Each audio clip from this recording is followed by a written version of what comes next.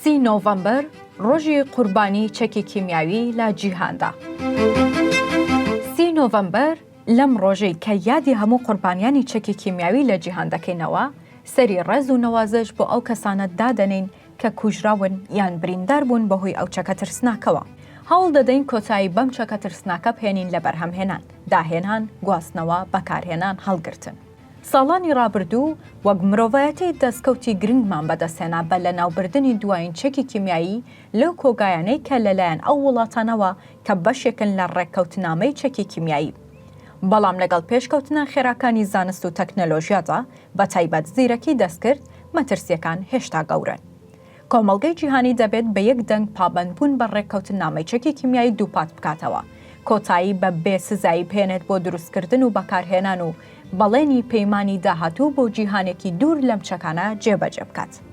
کۆنفرانسی دەوڵەتانی ئەندام لە کۆنفرانسی چەکی کیمیایی کە ڕێکخراوی OPCW ساڵانە ئەنجامی دەدات بە ناوی CSP لە CSP 20دا بڕیاریدا کە لە 30 تشرینی دووەمی هەموو ساڵێکدا یان لە کاتی گونجاودا ڕۆژی یادکردنەوە بۆ هەموو قوربانیانی چەکی کیمیایی بەڕێوە بچێت. ئەم یادکردنەوە دەرفەتێک دەڕەخسێنێت بۆ ڕێزگرتن لە قوربانیانی چەکی کیمیایی. هەروەها دووپاتکردنەوەی پابەندبوونی ڕێکخراوی قەدەغەکردنی چەکی کیمیایی OPCW بە نەهێشتنی مەترسیەکانی چەکی کیمیاییە لە جیهاندا کە ئێستا 194 وڵات پەیوەست بووە بەو ڕێککەوتنامەوە. مێژووی هەوڵە جدیەکان بۆ بەدیهێنانی قەدەغەکردنی چەکی کیمیایی کە بە ئەنجامدانی ڕێککەوتنامەی چەکی کیمیایی گەیشتە لووتکە زیاتر لە سەدەیەک لەمەوبەر دەستی پێکرد. لە جەنگی جیهانی یەکەمدا چەکی کیمیایی بە شێوەیەکی بەرفراوان بەکارهێنرا و لە ئەنجامدا زیاتر لە 100,000 کوژرا و ملیۆنێک قوربانی لێکەوتەوە. بەڵام لە جەنگی جیهانی دووەمدا چەکی کیمیایی لە گۆڕەپانی شەردا لە ئەوروپا بەکار نەهێنرا. ڕێکەوتنامەی چەکی کیمیایی لە ساڵی 1993 پەسەند کراو، لە 29 نیسانی 1997 کەوتە بواری جێبەجێکردنەوە. بڕیاردرا لە پێنەو هەموو مرۆڤایەتیدا ئەگەری بەکارهێنانی چەکی کیمیایی بە تەواوی نەهێڵڕێت. دەوڵەتانی ئەندامی ئەم ڕێکەوتنامەیە ڕێکخراوی قەدەغەکردنی چەکی کیمیاوییان دامەزران کە هەنووکە 194 وڵات ئەندامە تێیدا، بە سووریاوە کە هەنگاو دەنێت بێتە ناو ڕێکەوتنامەکەوە. هەروەها دادگای تاوانی نێودەوڵەتی بەکارهێنانی چەکی کیمیاوی لە ململانی ناوخۆی و دەوڵەتی وەک تاوانی جەنگ ناسان.